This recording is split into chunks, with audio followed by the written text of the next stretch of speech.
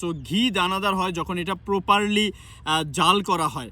হ্যাঁ, সো আমরা এটা আপনি নিশ্চিন্তে নিতে পারেন, ওয়াল্লাহি আমরা বলতে পারি যে এখানে এক ফোঁটা ভেজাল আমরা করি নাই।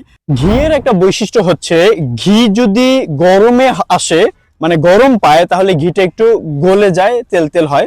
আবার যদি ঠান্ডায় যায় তাহলে জমে যায়, বেশি দানাদার দেখা যায়। একটু দেখান যে কি পরিমাণ রোদ বাইরে, মানে কি পরিমাণ গরম। তো এই তীব্র গরমের মধ্যে আমাদের ঘিটা যদি দেখেন অলমোস্ট 90% হচ্ছে একেবারে, তারপরেও দানাদার আছে, আর হচ্ছে 10%-এর মতো এই অতিরিক্ত গরমের কারণে তেল হয়েছে। এই দানাদার ভাবটা আসে যখন ঘিকে প্রপারলি পর্যাপ্ত পরিমাণ জাল দেওয়া হয়। আপনাকে যদি নিচ থেকে দেখাই, দেখেন তাহলে এই যে কি পরিমাণ সুন্দর দানাদার। আপনি যখন একটু নাড়াবেন সাথে সাথে এই যে দেখেন দানা উপরে উঠে যাচ্ছে। সো এটা যখন আপনাদের হাতে যায় কুরিয়ারে করে, তো দেখা যায় ঢিল দেয় অতিরিক্ত গরমে ওয়্যার হাউসে বা মানে তাদের যে গাড়িতে থাকে, তখন কিন্তু ওইরকম উপরে একটু তেল তেলে থাকবে।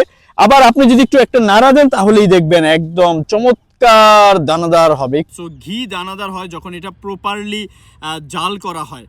হ্যাঁ, সো আমরা এটা আপনি নিশ্চিন্তে নিতে পারেন, ওয়াল্লাহি আমরা বলতে পারি যে এখানে এক ফোঁটা ভেজাল আমরা করি নাই।